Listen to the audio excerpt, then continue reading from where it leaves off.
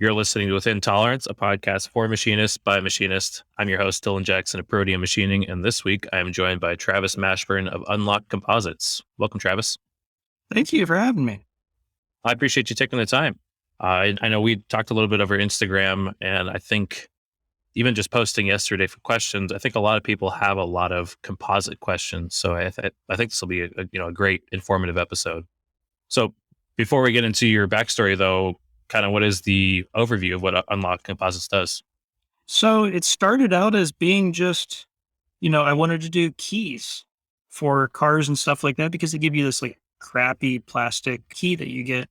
And I wanted to make stuff that people wanted to carry. So it actually has evolved into that is like the mission statement of Unlock Composites is I want to make things that people want to carry. So right now it's heavily into knife handles. I do carabiners. I'm looking to get back into the keys, but that was like a huge bite out of something that was a much bigger task than I thought it was. Oh, wow. Okay. But anything people want to carry is just having quality pieces of equipment, I guess. Yeah, that's about it. Cool. Well, let's get in your backstory then. How did you get to the point where you can go, full-time in your business making cool carry stuff? It's a little bit of a Hail Mary, but like how I started into machining or how I started this business. Yeah, manufacturing in general, because I know you said you had kind of a cool backstory too that was maybe not composites related. So let's get into that. So I started right out of high school. I started going to college, and then I also wanted to get into this shop that was doing four-wheel drive modifications, like roll cages, axle building, and stuff like that. And so I heard about them, and I just walked in the shop one day and met the owner and said, "Hey, I'd like to work here." And kind of from that, I started working there doing lift kits and things of that nature, but they had a Haas VF3. They had a horrible old horizontal Mazak that I don't think I ever even saw the spindle run on it. Ooh. And then a Stama, it's like the grandfather to the robo drill. Okay. And a lathe. And I kind of got into welding and fabrication there. And then I moved up into machining.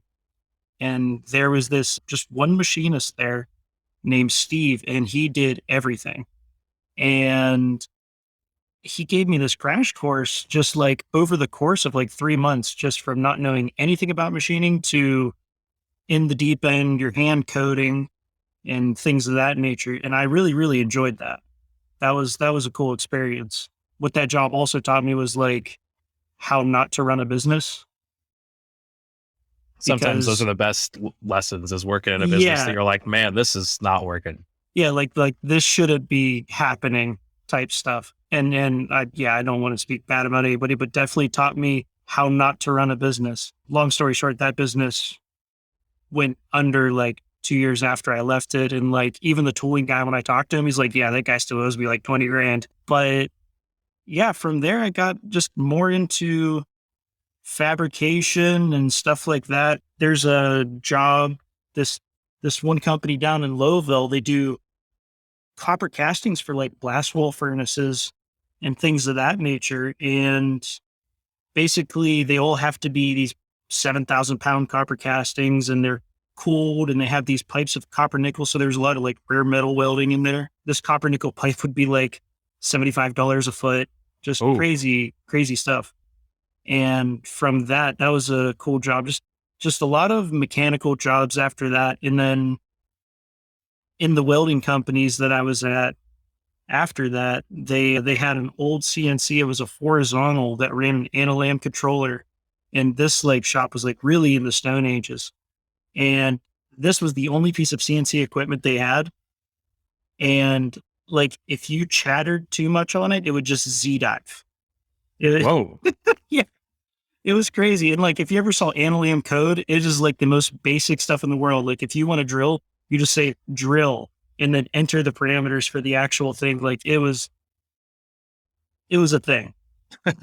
But after that, I just got really tired of being in some of these types of companies where just like you couldn't move up anymore. And, you could be doing everything except for what the boss is doing and just still not be able to move up.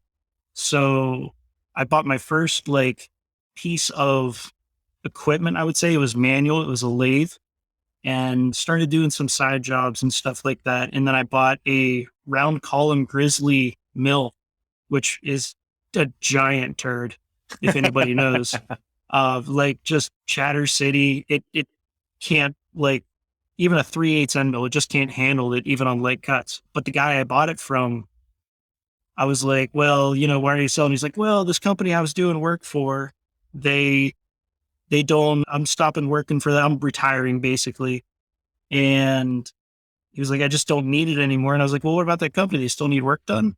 And it was this industrial bakery where they would every month they do 1 million pepperoni rolls. Holy Or cow. wait, is it a quarter million a month or yeah, no, it's 1 million a month because it was like we were getting like 50,000 a day was like a great day. That's insane. It's nuts. And I started working for them. Like it started to be like a subcontractor thing, and then that was my full-time gig. And that like got me into like being interested in automation because like you have to have automation involved if you're going to make 1 million pepperoni rolls a month. Oh yeah. Like I mean, they had 30 workers.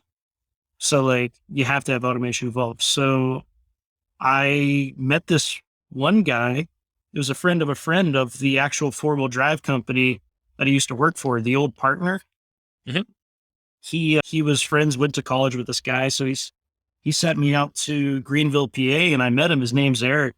And that was the last job I had before I started my own business. And that was a robotics company where we would custom integrate solutions, welding robots, handling robots. Like there were robot cells that we were designing that would be palletizing full propane tanks and stuff like that, where it's just like you can't really slip up a whole lot. And no joke, on the floor, we threw propane tanks on accident and like Oof. he stopped the machine. It was cool. And I started just designing in there because like basically I was working as an engineer because like I found it so interesting. And you're running water jet, having a Kuma, CNC, plasma, a lot of fabrication. So like since I was kind of well rounded with that stuff, you could design it and literally go out and build it. And like literally that was the best job I ever had.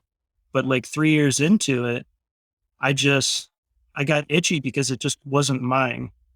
So even though it was the best job I had, still working for the best boss I ever had, I was just like, we would find ourselves butting heads on things because like, I felt like, well, maybe we should do this or that. And it got to the point where it's just like, I just need to do my own thing.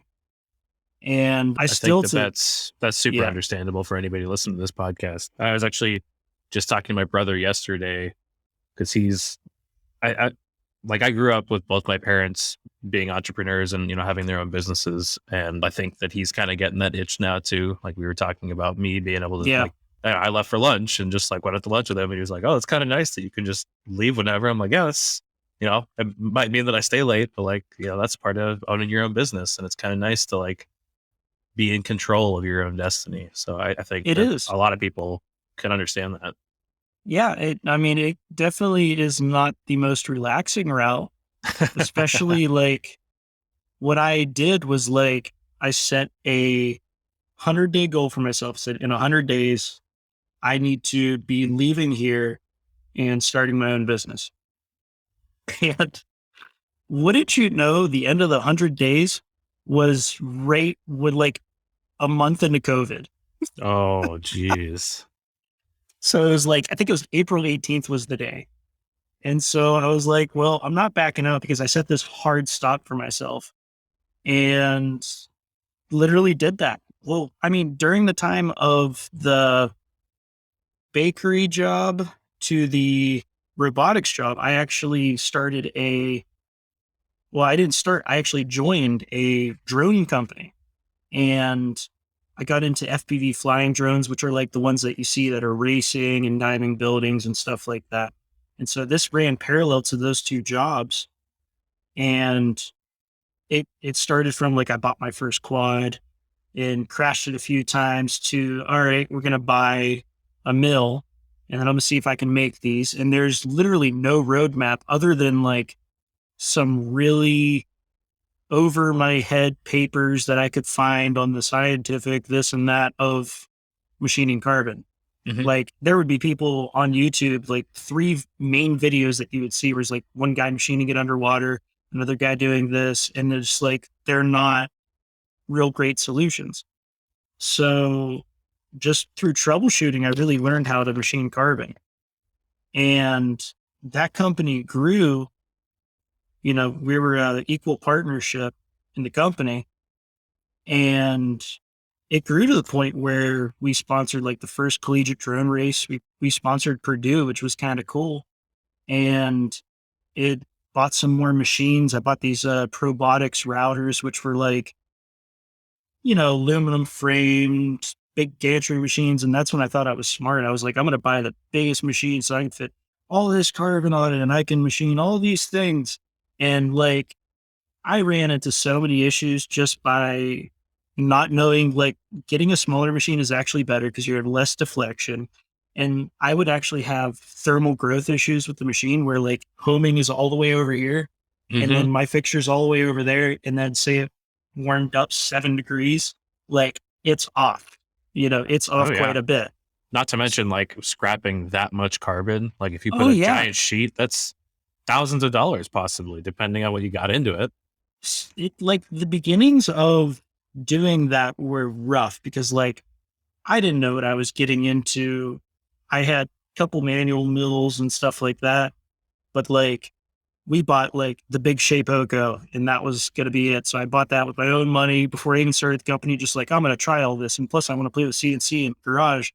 And it turned into getting like the first big order from a company called Rotor Riot, which is huge in the FPV industry. Yeah, they are. Well, actually, the funny thing is, Drew, the president of that company, was our captain team pilot for our company.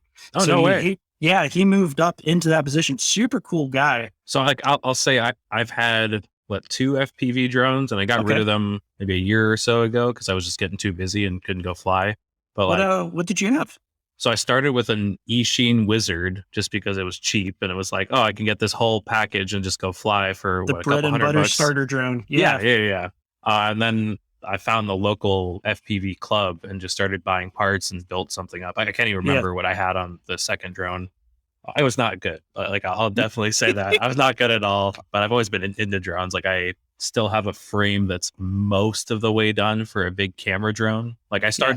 I started flying drones before DJI was doing it. So like I had Hmm. bought, I think I started with like one of those dumb Parrot drones and then tried to attach a GoPro to it because I was like, this Yeah. camera shit. And then I was like, oh no, this whole thing's garbage. And so then I bought, I can't remember what it's called. It's a company that doesn't exist anymore, but he made Ardu Pilot based quadcopters that were Hmm. fairly big sized. And then when I had that, I was like, oh, I should just design and make my own frame. And so I've got this whole aluminum frame with carbon arms, and it was going to be an X8, and like it's all ready. I just never had the 300 or 400 bucks to spend on buying all the motors and Yeah. actually fixing it up. But yeah, Honestly, it's really if you cool to hear need that. parts, I went so deep into the drones that I still have parts just on shelves here that like it's a miniature store and I haven't touched them in a couple of years. So Well, I'll send you pictures yeah, of what I got, and what we yeah, can let me know figure what something you out. need. Yeah. Because at this point, like the technology or it progresses so fast that if you hold on to a part for over a year, sometimes you could be obsolete to what's cool in the market, Right. really quickly. Well, that's Uh, what bit me is I started building this frame after hours at my first job, and like, got the carbon rods that I was using for the arms and cut them all up. And like, but by the time I was ready to start integrating things, DJI was out, and I was like, man, I should just buy a Phantom. Like, yeah, it was like like I just wanted to take cool pictures and video. I was like, this is pointless at this point. And so yeah, I definitely got burned by that. yeah. Which I mean, the FPV ones are cool. Like we would go up and spend a couple days with Drew in Detroit, is where he's from. He's down in Florida now. That's where the Rotorite headquarters is now. But we would fly all the abandoned buildings and stuff, and like it is a blast. and you have to go there in groups because like there's even like FPV t-shirts where they had like a guy with his goggles on and a hobo coming up behind him stabbing him because like some of these abandoned buildings, like it's not great to go fly alone. Right. But man, it was so fun. We had a blast in like beginning that company when we started bringing all the manufacturing back to the US because before he was getting everything machined in China Mhm. and we were able to up the quality. But like we got this first big order from Rotor Riot and it was like 100 frames. It's like, oh my God, we got 100 frames. And so it was to the point where I'm running the Shape Poco and you had to be just like a hawk on it. Cause like the factory software that's on there sucks. So they had a bunch of aftermarket software that you could put on there, like Candle or Universal G Code Sender and stuff like that. And it was never super stable. So I had to keep an eye on it. But like I would drag a inflatable mattress into the garage and just like sleep there.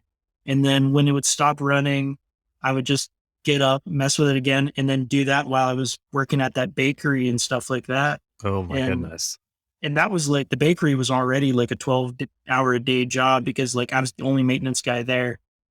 And like definitely like burning it at both ends. And then, like, sorry, an order came through. That's what that is back there. That's pretty awesome. Well, really cool program. It's automatic email manager. So like this one right here, which nobody could see because we're on camera, that's like all the contact forms that come in, and then that's the orders, and it picks like whatever information you want out of an email and automatically prints it out. Really? So like, yeah, for somebody who's like just super visual, that's the best thing I could do rather than being stuck on a computer. That's super cool. Yeah. So my dog actually has a fear of inflatable mattresses from this whole ordeal because like I would get up and then I would bring him out to the garage with me and we'd be sleeping there. And then he, I got up the one time and he got scared by something and he ran off the mattress and the mattress like slid across the garage and it hit the wall and it bounced back after him. And like, he won't even look at a blow up mattress anymore. Oh, poor guy. And so, I mean, that was the beginning of getting into like my own business, even though it was a partnership. And even then I knew I wanted something that was mine. And, you know, that company taught me a lot about getting into business with friends and to be careful with stuff like that. But, you know, it was a good learning experience, and then how to scale things and how not to rush growing something by buying all the wrong equipment. Oh, I still no. have the 2 mills from that company and just like, they're just not right for the case. Like I'm going to sell them this year because now I have a 25 by 30 garage that is full of 12 CNCs. No, 11, I think. Like Wow. it's out of hand. And those are the two biggest machines footprint wise, other than like the CNC Bridgeport I have. That was definitely a interesting experience. And I carried that business all the way into the robotic company, and the robotic company started getting real busy. And, you know, the inner slight turmoil of just like feeling like you're carrying too much of the company and trying to do all things at once. And, you know, there were just personal problems on the partners side that caused me to just have to sever the partnership and do the robotics full time, which was really cool because I got to go on like more installs and stuff for the robotics company. Like we did robot cells that make parts for the Amazon warehouses and stuff like that. And the problem solving, it was really cool. And literally from that company, that's how I started to unlock composites. It just kind of showed me this is the best you could do working for somebody else and you're still not happy. Go make your own business. Yeah. Yeah. It's tough. I mean, like I think when you have a good job, it's not as bad, but like, especially when you are just a cog in the machine, like Mm-hmm. it's so frustrating working as hard as you can and being like the best employee and then seeing a terrible employee make the exact same money as you. And you're Yeah. like, what's the point? Like, why? Like I It's a totally understand thing. that. And stuff like that can breed frustrations. And like even that, the boss there was pretty cognizant of that. It was a small company, which is surprising.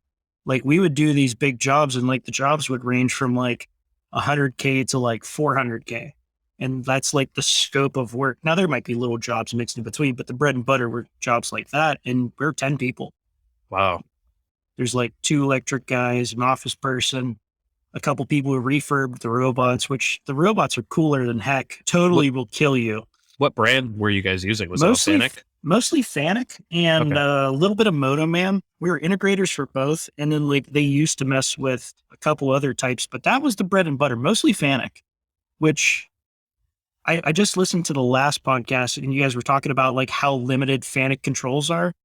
I could shed a little bit of light on that.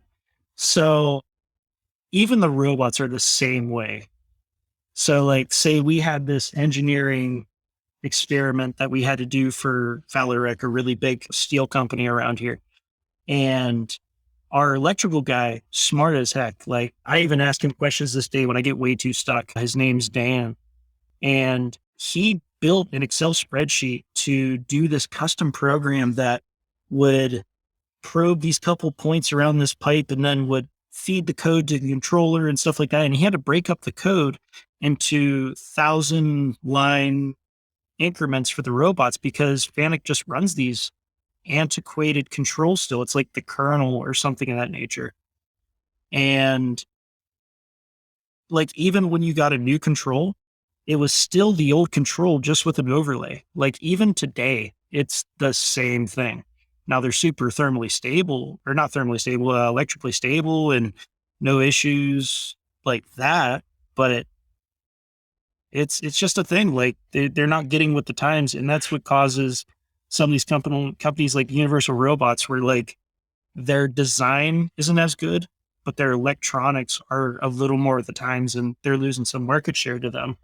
Yeah. Yeah. I mean, programming those, like I've messed with a pendant for a Fanic robot a little bit, but like in the same amount of time that I sat there and just looked at the pendant for a Fanic and like tried to figure out what the hell was going on, I had learned how to program a UR when that guy came and gave me the demo. Like it's that stark of a difference. Like you're not able to just look at a panel of 50 switches that have random symbols on them and know what to do automatically. I mean, come on. Unfortunately not. I wish I did, but I don't.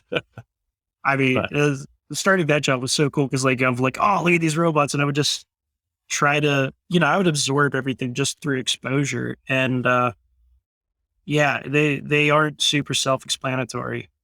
Yeah. But I'd love to see, I'm trying to remember what the brand is, but there's that brand that integrates, I think they're KUKA robots for cameras, like MKBHD. I don't know if you've seen his YouTube channel. He's got is that the music one with all the KUKA robots doing all the crazy stuff? No, he does like all the tech reviews and stuff. And it's insane. Like he does tech reviews and they bought like a $200,000 robot package to be able to do like 1 or 2 shots per video. And like they're the coolest shots out there, but it's just like insane. But anyway, they have a software that they've developed where like you could frame camera shots and have a full 3D model of the robot and all that. And it seems infinitely better to program the robot through that than it does, through a pendant or something. So yeah, it's a thing. And I mean, it's technology that's not going away anytime soon. So, I mean, they need to make it more user friendly to stay with the times. The collaborative robots are cool because then you don't have to put guarding around everything and worry about it like chopping you in half. Like the R2000s, which are like bread and butter automotive machines in Ford and Chrysler and all these companies, they have the payload that's like 210 kilograms and they can move that at 100%. So that's like 440 pounds and they don't care. Right. So it's interesting being exposed to that and learning about that. And it was cool. Cool job. That's really cool. Well, I want to get into your company more and especially machining. No. I love the robot stuff, but I think we had a bunch of questions that I want to go through about machining composites. Cause like Brad and I have a strict rule of no composites in the shop anymore because it's just like such a pain in the ass when that's like not what you do most of the time. Yeah. And just, wearing respirators and all that. It's like, it sucks. And like, it's a pain. Well, and the last time we machined G10, which was the last composite job in the mill, it was like 90 something degrees and we're wearing respirators and leaning over the second table in the Kitamura and vacuuming it up as it cuts. And it was literally hell. Like we both were done with it. And we're like, well, that's the last time that happens in the shop, because that's nope, never again.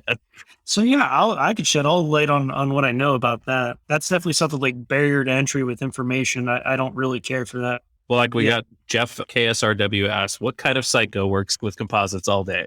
this one, So let's a masochist. so let's get into it. I know T Denny Custom Knives asked, what kind of dust collection are you using? How do you deal with the itch? And then 121 Greener asked, how much can you talk about the process? Do you pre-make the sheets? Do you make the sheets yourself? Pros and cons of cutting composites. So let's get into the Sure. whole thing. Yeah. So, I mean, dust collection is going to be the biggest thing because obviously you want to take care of your lungs. It's the resin and the fibers when you have to machine them. Like when you're actually machining the carbon fiber, you're not pulling a chip off it traditionally like you would steel or aluminum or anything else. You need a really high RPM and you need to fracture it. And then a lot of the common cutters for the carbon, they almost look like corn cob cutters, like roughers. But the reason is to help keep from stringing, from different types of delamination and things of that nature. So that's the dust itself. I have a dust collection system that I have like a 5 horsepower motor, 24-inch blower, and I have a central vacuum system that runs through the whole shop through PPC. And each one of those goes to the machine, and each one of the machines has a hand operated thing. And the biggest thing you want to avoid is just it getting in the ambient air. If it's laying down, it's fine. Also having air scrubbers in the garage. I have like a couple hospital grade filter units that I get from this wonderful company called HGR, which I think we were messaging about the microscope, which is there. And just having something constantly filtering the air, especially if you're machining nothing but composites.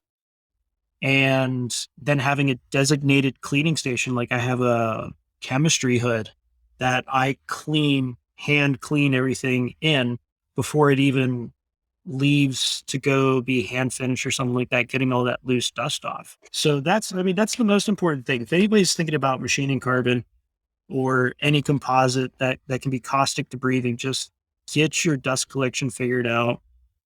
Even just trying it once, sure, whatever, but be careful with it, especially if you want to do it long term. You don't want to, get lung cancer.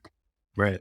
Well, so let's back up. You had mentioned when you were first starting that people, you saw people machining it underwater, and like, what benefits do you see cutting dry, and why do you choose to cut dry? I know I cut JT at both. DFM. Okay, Yeah. so JT at DFM Toolworks asked, what kind of end mills for 3D surfaces, and do you dry cut? So let's get into So dry versus wet, yeah, types of end mills for 3D stuff. What's going on there? drivers wet. They both work. The wet really helps. Like I have a couple dental mills that I'm slowly retrofitting to my own purposes. And they were originally made to machine titanium, ceramics, and things of that nature, but I'm purposing them for carbon fiber. And those I have coolant in, and I flush it with coolant, just normal coolant that you use in VMC. Like I think I'm using Blazer, or not Blazer, I don't know, one of them. And I filter the coolant. So then every once in a while, I still have to clean out my coolant tray in the bottom, like the sludges, but Right. that keeps it from ever getting airborne. So that's a super beneficial way that way. Cutting in a water tray is okay, but you're going to have just some clogging issues and things like that with the cutter. I don't think you could push the cutter as hard because the flush coolant's going to push the dust out of there. Mhm. And just with the air, that just the vacuum is great because you're just removing it entirely from the process, except what's just laying on the piece. And then you can clean it up by hand with another vacuum. Any surface finish differences between dry and wet, or is it mainly just what you can fit in each machine? Surface finish, not a lot of difference. Definitely the carbon itself is mildly porous. So you're going to have water that your coolant that gets trapped in the carbon. And if you had two pieces side by side, one's going to look a little lighter and another one's going to look darker. So just like, again, I have a piece here. You can see how this, like when it's normal is black, but as oils or liquids get absorbed in it, it goes to black. Okay, I gotcha. It's kind of like after you like bead blast titanium, like oils will start showing up Yeah. more and more and more. Yeah. So, I mean, that's pretty much it. And then like for Like 3D machining, the qualities that you need in a cutter is you want as many flutes as possible without clogging the actual flutes. So like you don't really want what a carbide burr looks like where you have just like 26 flutes around whatever. You can, but if you get clogging, that's going to be your problem.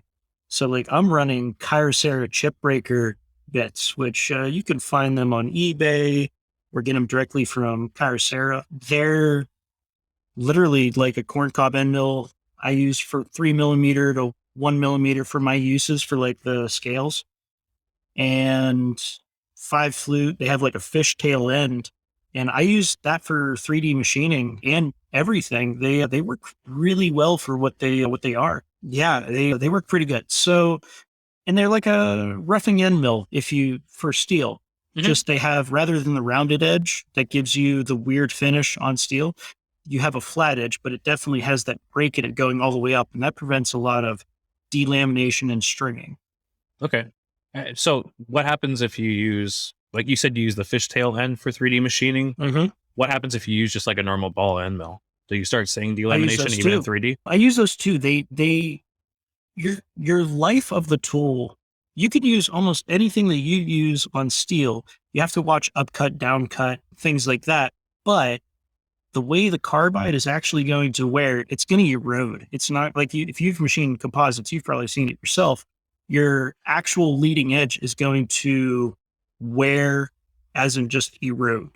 It's not going to chip. It's not going to do anything else. So any qualities that you can transfer from just having high flute count and interrupted leading edge are going to make that a better cutter for it. I just bought a manual tool grinding station, one of those universal grinders. I don't know if you know what I'm talking about. They have a bunch of articulating joints.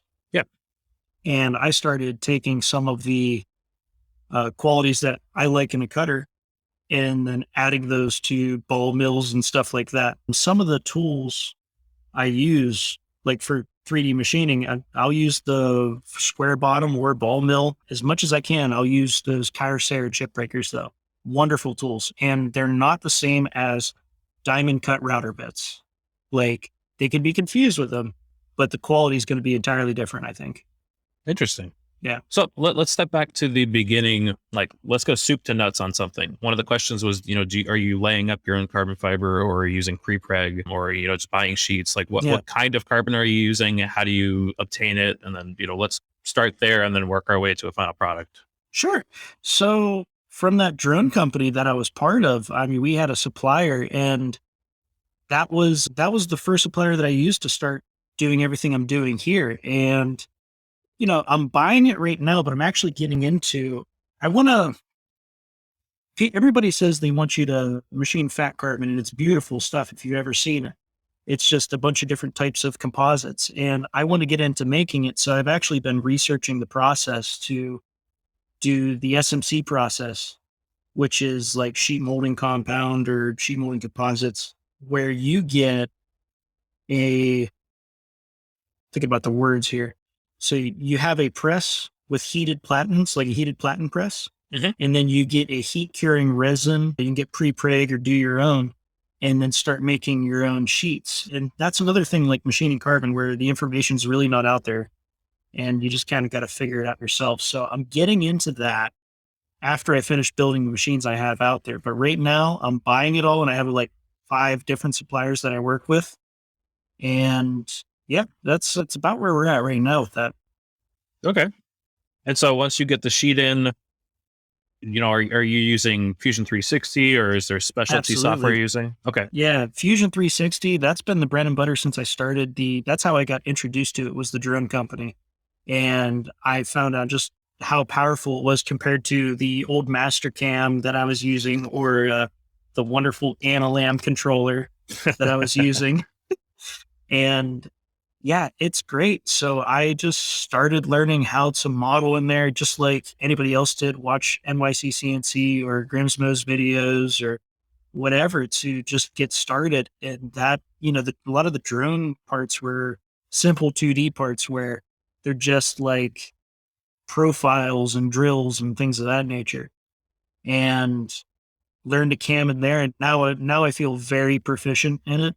Um, to the point where like you can you could start breaking fusion in different ways, especially like it's easy to do it when you're learning machining because you can ask it to do some really weird stuff and Oh yeah, not be the right process. But yeah, like now I start to feel like I'm pushing different limits of the software and it's cool. It's cool. that's It's great. really capable software. And then from there, I have right now I have one, two, three, four machines that will run carbon, but I'm really running them on two right now, and then building like three more, You four mentioned the more, two dental mills. What else do you have out there that you're able four to run? dental mills. So Okay, there's a small phone booth one that I'm building, and then there's technically five, but I parted one out.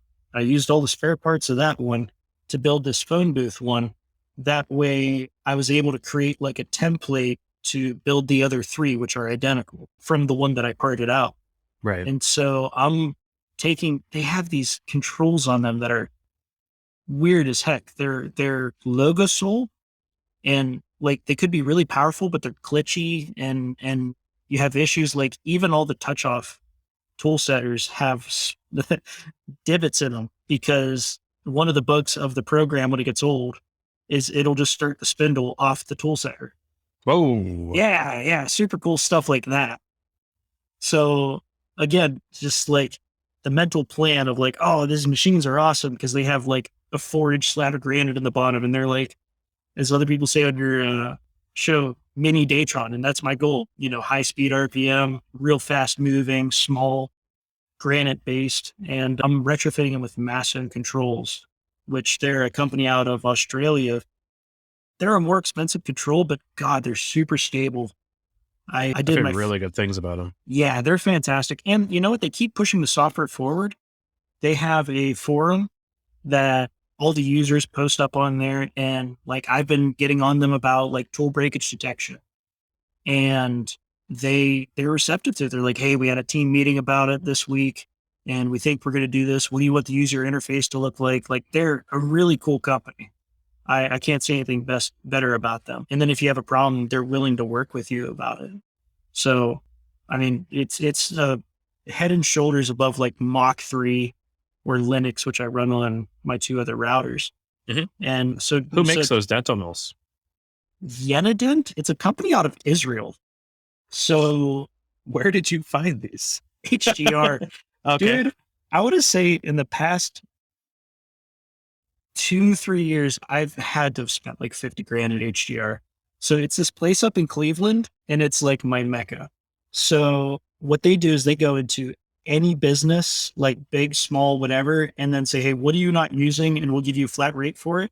And then they take it to their actual shop, which I don't know if you call it a shop. It's a massive, it's like a 10-acre indoor facility in Cleveland. And they just sit there and they put a price on it. Right. Because they won't So test anything. Because I've always heard like yeah, it is such a gamble. Like it must be nice for you because you could probably just go look at them. hour and a half away. Yeah. But I know like a lot of people I've talked to, they're like, yeah, I bought this and it's super cheap. So I'm either going to get scrap metal or I'm going to get something awesome. And I don't know what. So you've heard about them even though you're in Arizona? Oh, yeah. Yeah. Yeah. Holy crap. So I know they're a big company and they're expanding into like Texas and Alabama and a couple other places. Like I think they signed a lease for like 1 million square foot building in Fort Worth, Texas. So like they're Peace. doing good things. But yeah, it's a cool company. And I would say probably half of my equipment's from there.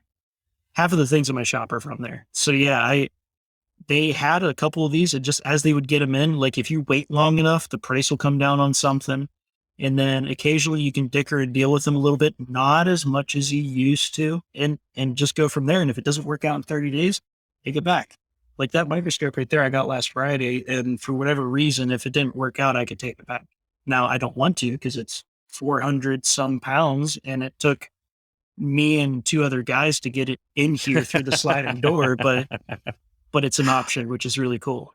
Yeah. Well, and I think that that's why a lot of people outside of the state, like I have looked at a lot of things on their website and been like, oh, that'd be great.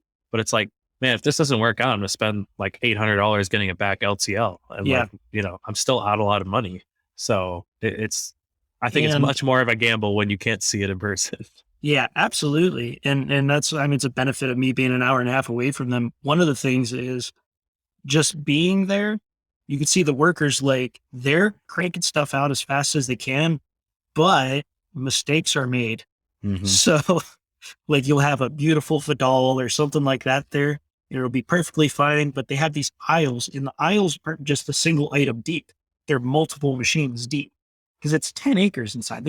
It's full, like it's Right. actually full. And they'll push a machine right into the control of like another machine. Oh, So the picture of what you're looking at might be awesome, but the reality of the condition of that machine, I would say you have a 10% chance of just it not being good anymore. right. Like, or just needing a bunch of work. Like even this thing, I had to do some soldering, which again, drone skills, Hmm. a bunch of soldering, trying to back up the hard drive. It's literally been the hardest hard drive to back up. It runs Windows XP, just a whole bunch of things. But, you know, at the buy-in of not spending an extra 8 to 10 grand, yeah, it's pretty great. Yeah, you're showing me pictures off of it, and like the fact Yeah. that it has feature finding and all that. Like that's super neat. Oh, it's super cool. And it like just to be able to measure something within a few micron visually, and you can even do surface features. They're fantastic. And I have a second one. The first one didn't turn out as good as that one. That one's in the garage. That one's in the garage because it's 550 pounds and has a granite base. Oh wow. So I had to brace that dang table to fit it. So yeah, it's a cool thing. And I got entirely off topic. So we were at what again? So we were talking about Fusion. So Yeah, we've got the where you're buying a sheet, you're yeah. programming in Fusion, you're putting in one of these Israeli dental machines or one of your routers. What insights can you have into the cutting process? Like, are you Um, using tabs? You said you have vacuum on some of them. How's that Sometimes. all work? So I'm trying to move to full vacuum fixturing. And that's going to be only for fully automating my process because like there's only one of me and like everybody goes like, you need to hire somebody. And it's like, well, I either need to stop growing the company and then use that to pay for somebody, or I need to just be more efficient and more automated. Hmm. So I'm working on actually making those dental machines load themselves because all the controllers I buy are 5 axis. And I plan to have an extra 2 axes to actually pick up and remove the blanks and then have a vacuum switch as the safety. So if it's not pulling a full vacuum, it won't run the program. So moving towards that. But for the most part, I'm bolting things down right now. Do you have like a spoil board or something that you just drill through and do No, it? Or, for like my first ops, like what I do is I machine all the insides of the handles and then I actually put them into like these big drawers that I have that I got from HGR. And then when the actual order comes through, it'll be something customized. So if they want right hand, left hand carry, certain features, stuff like that, then I'll do all the unique features on the opposite side. And that's when it's bolted straight down to like a aluminum subplate or something of that nature. And for the longest time, I was actually using carbon fiber as my substrate to machine on because I started thread milling carbon fiber Mhm. and it goes really well. I got a really nice recipe for it. And even with like the small handles, like Benchmade, they in the carbon fiber that I use, it'll shear stainless hardware on like a 256 screw. No way. Yeah. And they're not like ultra tight using them. And I use that on the bug outs. I use that as the actual clip. Like if you look at companies like Flytanium, they put like a brass insert in. I just machined the carbon. And people at first were like, it's not going to work. You're going to have issues or it's going to strip out. And I put videos of me just stripping stainless hardware from the MasterCard and I'm going, it's not going to break. Like just use them as normal. You're fine. So there's cool stuff like that. So I actually have on one of my other machines, two of my other machines, carbon fiber subplate that I machined M3 0.5 array of screws. And that's what all my blades bolt to. Oh wow. Yeah. I'm sure that must be nice to have a thermally similar material to what you're cutting. Yeah.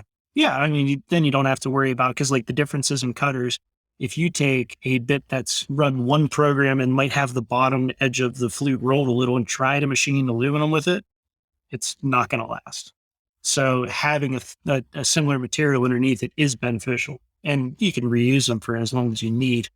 But yeah, so machine from there and then straight from there, I go into the rest of my processing, which involves, like these 4-inch 3M that lathe that I bought, my manual lathe, has now become a buffing machine.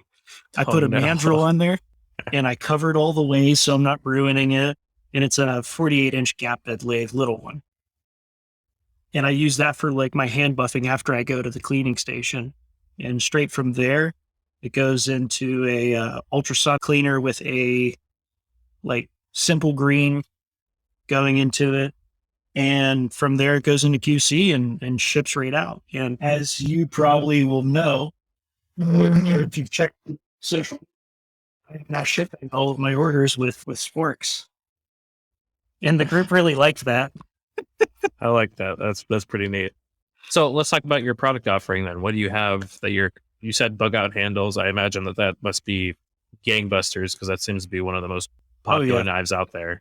Yeah, I'm moving into other Benchmade knives, but I'm really into a lot of Civivi and Wee knives right now too. If I don't start making Spyderco handles soon, I think somebody might knock me off. But really, I have a group on Facebook, and that's kind of like what I centered the whole business around because when I started into it, I wanted to obviously make things people want, but I just wanted to be able to grab market share and find a niche. And what I think my niche is in is making customizable products for these people rather than just pumping out a million of them.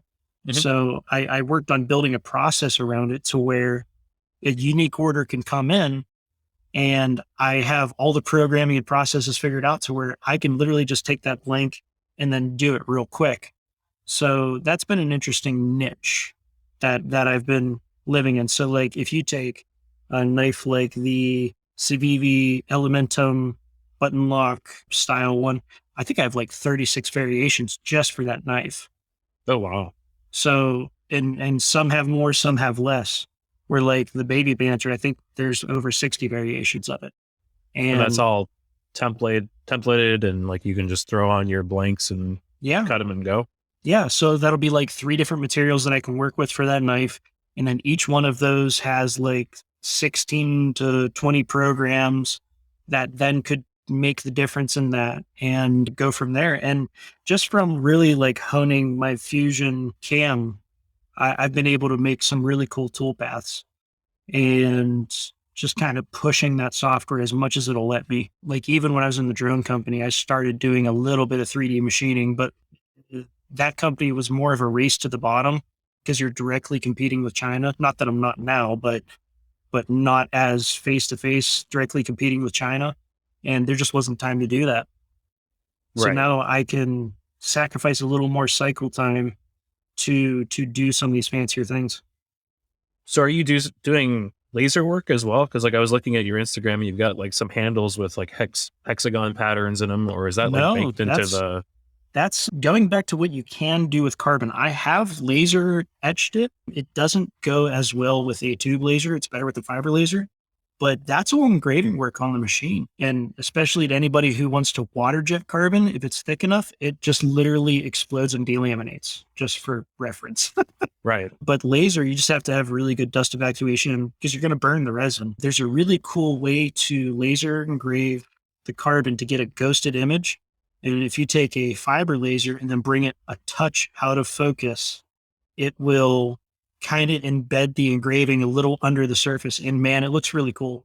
If I think my products are still up there. I made another run just for my company for Rotor Riot, and it has the Rotor Riot logo and everything ghosted into a top plate, and it looks sick. So it's That's really possible cool. to be done. But right now, I have a little tube laser engraver, and that's not consistent enough. And I have use of a fiber laser if I need it, and just I haven't got back to that yet. We'll get there. We'll get there. Okay. And then what about automotive badging and stuff? I see that's popping up on your So Instagram as well. I started heavier in automotive. Like I have a PRZ, and that's the first key that I did. And I started getting into automotive badging, but the Probotics machine was just a pain in the butt. And to be able to take the carbon that I was using a twill on surface with unidirectional carbon inside, which is like big flat sheets of carbon Mhm. alternating 0 and 90 degrees.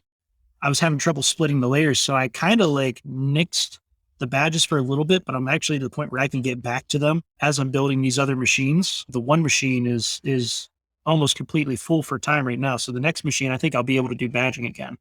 And people seem to like it. They stand out in the elements really well with the kind of plates I order with the resin that's in them. And the one's been on my car for like 3 years, and people like them. And now with I, the microscope, it's a lot easier to do the reverse engineering of the badges and the logos and stuff. So that'll be cool. oh, I bet. Yeah, I Oh yeah. really like the Subaru logo you have on there because Yeah. I've seen a lot of carbon badges. I'm a big Hmm. car guy too, and like most of them look like crap. Yeah. Like they're, clearly just mass produced in China and like Yeah. all glossy and more or less, I mean, carbon fiber is more or less plastic, but like they look Yeah. like cheap plastic, whereas like yours have that nice contrast and it's cool. I look forward to seeing what else you come out with. Gloss carbon fiber is like the 90s of carbon fiber. Right. Like it just, it's been so overdone.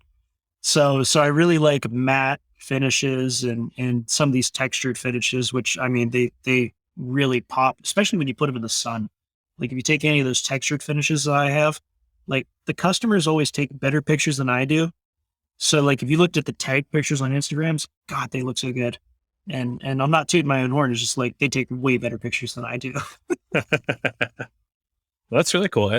Well, I mean, I guess that brings us onto shop news and new things. What else is new? You said you're getting back these mills back together and building Yeah. them. Anything else? Any new products that you're coming out with or new So processes? it's kind of like drinking from a fire hose. There's so many things going on right now.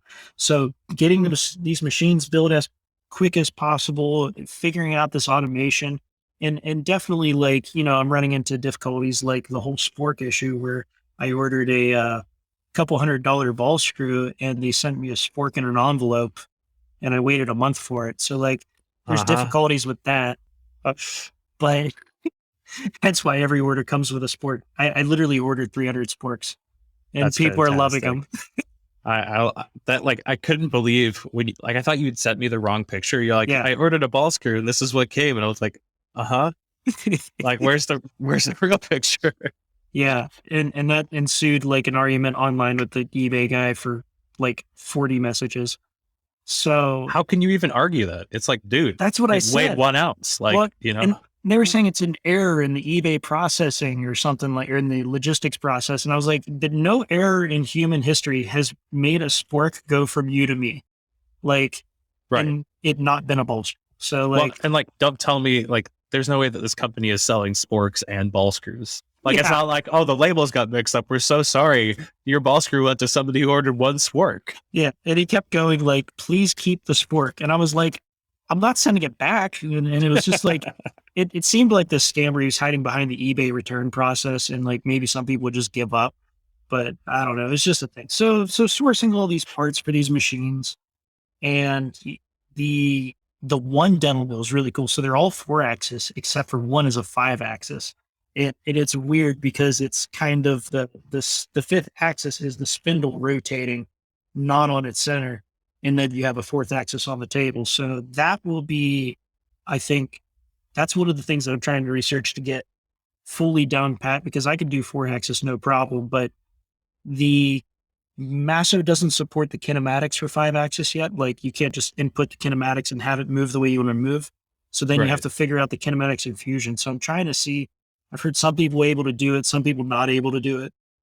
Well, and that's like a super nightmare machine to figure out kinematics on too. It's Yeah. not like that's not a typical 5-axis setup. I think Herco No. makes one like that, maybe Mazak, but like that's not something I would call the typical 5-axis route. So it might be something to the nature of I set all the tools at the same exact height, and then I might even like I know Dan, my one friend, has the ability to do it, but if he could point me in the right direction, I might even run all the G code through a kind of a converter to add all those offsets that I need.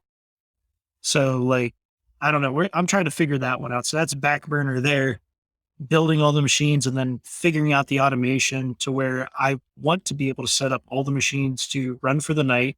And then during the day, come in, do setups, do prototyping, and just be more efficient in that process. So that's my end goal there too, as well as trying to figure out how to make this carbon in house. Like I know what I want to do.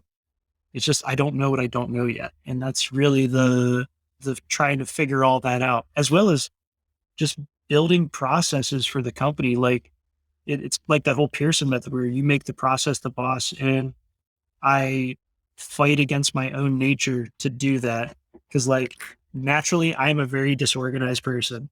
And so making the processes be the boss has been like, again, like just these order things.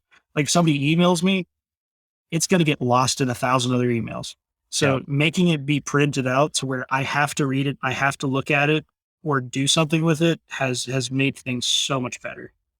I like that. I like that a lot.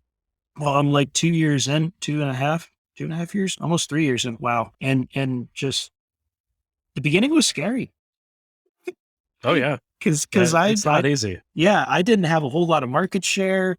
I had, you know, dwindling savings and like sales weren't going at first. And it was definitely touch and go for a little bit. And just, it was definitely a learning experience. So this is things I'm working towards now. Just getting this all automated and running smoothly. That's really cool. I totally respect that. I know that I'm very much of the same ilk where it's like, I don't want to hire somebody. Like it was funny. Yeah. Before I left my day job, one of my managers there, like we would go on walks like daily and just, chat or whatever. But one thing I always said was like, I'm going to spend most of my money on automating. Like I don't want to Yeah. hire people. And I think she did not believe me at all. And then I recently saw her and we were talking about it. And I'm like, oh yeah, like, cause I just placed a PO for paperless parts. Mm-hmm. And, I was telling her about it. She had never heard of an automated quoting system. She's like, oh, you're like actually serious about this. And I was like, yeah, dead serious. Like I will spend money to get time back so that I don't have to hire people if that's possible. Like Yeah. as long as I can hold out. That's cool. And I've been kicking around the idea of getting more in the job shop market, but just man, I am so saturated that it's just I want to do all the things. Mm-hmm. And it's just hard to do. Which actually, to get a little off topic, I saw on your Instagram story. What's the word on that chatterbox? That seems really interesting. Yeah. So I had Pete on the show and he's got a brother connector working. And I think for me, I'm looking less on tracking. Like it would be cool to see spindle uptime hours, but like I'm Yeah. a prototype shop. Like I know my spindle uptime hours are abysmal compared to like a production Yeah. shop. But like I'm mainly really excited to have alarm notifications because like that's not built into brother controls. Being able to track alarms and like historically see what alarms I've had, just log all of the things that the chatter can access and have, a dashboard of that. And so I can see what machines are running, even from home. I can see alarms that have happened. Those are the main things I'm really looking forward. And so, yeah, it just showed up yesterday. I'm super pumped to get it all plugged in. I think I've got my onboarding next Tuesday with them. It So seems really integrated. I mean, I almost wish that it would actually, there was like a universal setting because I know they only support a couple brands. I read up on it a little bit last night, but like even just from a information standpoint, even without the alarms and stuff, I think it would be cool on just general machines to have it. yeah. Well, Yeah. and they're starting to support more and more controls. A lot of Yeah. it is being able to parse the data that the machine puts out into something that they can take into their database and Yeah. analyze, or, I don't know how it's all structured behind the scenes, but I know that that's a big, maybe not problem, but as they're growing, that's why they're limiting it to certain machines, is making sure that they can really execute and kill it on the ones that they Which I have. mean, that's a good approach, I think. Because you could be bad at everything Right. easily. Yeah. You go to a Easily. restaurant with a 40-page menu. You're like, I feel like 5 of these dishes are going to be good. Maybe. Yeah. So I think that's a good way to go about it. And that's why, like, kind of starting this company, I'm only dealing with a couple brands because, like, there were definitely some growing pains, especially like last night I sent you the video of like doing the microtech and just I've had a microtech here that I've been reverse engineering and just there's definitely lessons that I've been hitting and needing to do certain things to where now it's like, okay, I can do this one and get the quality that I want because I don't want to sacrifice the quality. Like I never want to send something out and somebody be like, this is junk. Right. So every time I see like somebody's like, these are freaking awesome, that's what I want to hear. So I'm learning. And then as the machines get up and running, I can support more volume. So that'll be cool. Yeah, that'll be great. And So how long do you have left on building your dental machine or I guess so your prototype dental machine out? number one, I mean, I got it to where it's all stripped down, 60% wired. I bought like a mile of wire. Wow. So if anybody needs wire, Automation Direct is really awesome with that, and just got it all wired together. I got one of the axes moving, I got a Masso touch control unit, so that'll be real easy and convenient. I'd say I'm about 60% there. I'll be able to start running it about 80%. And the last little bit is I need to decide what spindle I want on it. Cause right now these dental mills, they have these little spindles made by Alfred Jaeger, this German company. Mhm. And like the actual motor body of the spindle is like an inch and a half around, but they're like 60,000 RPM, which is perfect for composites. Yeah, That's they're great. ripping. So, and they're small machines, so I could move them fast too. So like my process time would drop quite a bit. But to buy one new is like 10 grand. I'm sure. Yeah. So used, I've bought them for a grand and stuff like that. Like the first demo mill I got, I was like, this is going to be amazing. This is going to be great. I mean, too much enthusiasm, not enough forethought. I didn't have a proper enough air dryer on my air system, and I Oh ruined that no. spindle. Oh, that's And, terrible. and not to mention like the fourth axis, I bought a whole nother machine to use for parts because I broke the fourth axis almost before I even got this thing running. Really? Yeah, because it was a harmonic drive, which a lot of robots have these harmonic drives, or there's different names for them, but basically it's just this ultra low gear reduction. But this one's so small that rather than having two different sprockets that rotate around with cams, Right. it uses a oblong bearing and then a soda pop cam looking thing with teeth on the outside, and it has two less teeth than the outside sun. I don't know if it'd be sun ring gear, and that oblong bearing rotating around did that. So Oh, just that's being in weird. the machine and putting too much pressure on it, I snapped that, and then I looked it up, and it was like a $4,000 fourth axis, and I was like, Oh. fuck. So I ended up buying a $1,000 machine from HDR to replace my fourth axis. That's cheaper than $4,000 for just the Yeah. board. So So that's good. again, praise to HDR. They've saved me more than once. And they've apparently been slowly buying up the equipment from this one dental supply, because I swear they all come from the same place. And just learning these types of lessons has helped. But yeah, it's gonna be cool. So you had mentioned real quick, kind of going back to JT's question, surface footage. What kind of surface footage do you run in carbon fiber and chip load and all that? So I've been converted to metric a little bit. So I can't help on the inches per minute as much. I still think in standard sizes, but I think in metric and standard. But surface footage wise, my slowest, I'm saying I'm about uh, 600 millimeters a minute. My fastest, I'll be about 2,000. And it really depends on what your cutter can take at that point, because there's going to be a dragging load against the cutter. Right. So like 27 to 78 inches a minute. Yeah. So that's about the speeds there. And if it's small enough, you can rip it around real fast, or if it's a light enough cut. But with the 60,000 RPM spindle, I could just run it like 1,000 to 1,500 all day if the machine can handle it. So is it more or less unlimited surface footage or surface It is meters? if your spindle can keep up. If your spindle can Okay. keep up. So that's running at about 24,000 RPM, because right now I have like a 2.2 kilowatt automatic tool change spindle on my main machine, the one that's on the Twitch all the time. Mhm. And that's about what I'm running on that machine. Now, that machine is a gantry machine that I tried to replace the Probotics machines with. And I bought that from a company called Stepmore's in China, thinking that like, well, it's going to be all cast metal and stuff like that. It'll be great. And that that's what forced me to learn controls on the CNCs. Like, it came with the robotic background, but I never fully retrofitted my own mill. Mhm. And when it came in, it was so bad. Like, it would drop tools in the middle of a program. They didn't Oh, support the spindle when it was in shipping, so it came pre-crashed. and the spindle was at like a 2-degree angle. Oh no. And like, there's even stuff I'm fixing on that now. Like that machine is the bread and butter and is the most accurate machine in my shop. But like, again, ball screw, I wore through the ball screw in like a year. So was that carbon dust that was wearing it, or was that Nope. just misalignment?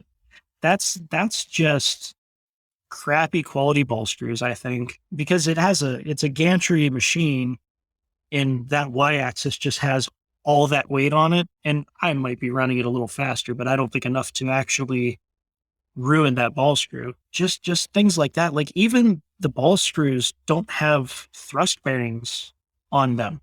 They were relying on the servo motor to take up all the backlash and forces of that ball screw through like a little aluminum coupler. And I was just like, oh my God, like I spent like 10 grand for nothing. And I tried rectifying it with them as a company, but they just like, they started ghosting me after a while. So like every time I'm on Skype talking to other suppliers, I just kind of send a message like, hey, just want to remind you, you guys are a terrible company. I'm not bitter. I'm not bitter at all. Yeah, I could tell. No ill will at all. But it forced me to learn how to retrofit these machines. And So is that one a Masso as well? it's a Masso now. That was the first one I bought. Okay. Because I had to retrofit that under duress because the volume of orders, the two Probotics machines are manual tool change. And I was just a slave to manual tool changing. And I just had to get away from it. This is automatic tool change. And man, I definitely, all my other controls are going to be Masso. I could put a more industry standard control on it, but honestly, Masso is really great. And for like the $600 to $800 you're going to spend on a control, it's worth it. It really is. Yeah. Well, and I think that like a true industrial control is going to cost you 10 times that, you know? Yeah. So that from everything I've seen, Masso is like the best retrofit you can do right now. It lacks a little bit with macros and stuff like that, but it has probing, just a whole bunch of features. Right. So, well, and like you said, they're working on it too. Yeah. Like it's not a dead control. You're not buying something that like they've given up on. it's not Mach 3. Right. Exactly. Or Mach 4, which is a lot of people still stay with Mach 3 because like apparently Mach 4 is not that smoothed out. That's what I've heard as well. Yeah. The only other retrofit that I've heard is nearly in the same league as like Centroid's Acorn, I think Yeah. it's called. And a lot of people like those. I almost went that direction. And the only thing that stopped me was just there wasn't that same community didn't seem to be built around it. I liked the Masso community where like I could just post on a forum that's on their website that they support. And I could talk to somebody that works at Masso or anybody else who has one. I didn't see that with Centroid, and it could exist, but that's what kind of made my decision for me. That's great. That's Yeah. really cool. I find having a community like that, especially when you're on your own, is Yeah. so important. If anything, just to have a shoulder to cry on, let alone, I mean- somebody to help you out. Yeah, like, because I totally dropped out of college. And so how I've learned everything was YouTube University and just hardcore research or researching under duress. Well, it's working out. So speaking of research, you brought up my last question, which I ask every guest. Yeah. What did you research this week? Besides finding different ways XP hard drives can be locked out from being copied, Uh-huh. I've been really just trying to figure out this automatic tool change spindle question for all the demo mills because it's going to be across all 4 mills. And do I want an F1 car that costs a lot? Or do I take the beefier one that can, like 40,000 K spin or 40,000 RPM spindle? And just trying to figure that out, and a lot more ball screws, trying to find a company that won't send me a spork. That's It rough. wasn't funny then, but it is now. And just a bunch of things like that. I have a crazy ADD. So like I have like 40 tabs open at any given time, which uses up like all 30 gigs of my memory. So there's just a ton of things. There was as longer story, but yeah, just all the things and automating the loading and unloading. That's my main focus moving forward. That is on the back burner. And so figuring out a way to queue up jobs, stitch together programs, and then work through the Masso to automate a 2-axis arm to come load and unload the table is going to be the big thing. And I almost did like Pearson, where they had a pneumatic cylinder that is literally on the Z axis, Mhm. but I want no more weight on the axes that I could tolerate, because that's going to either slow me down or it's going to cause just more issues as I speed it up, Right. like overshooting and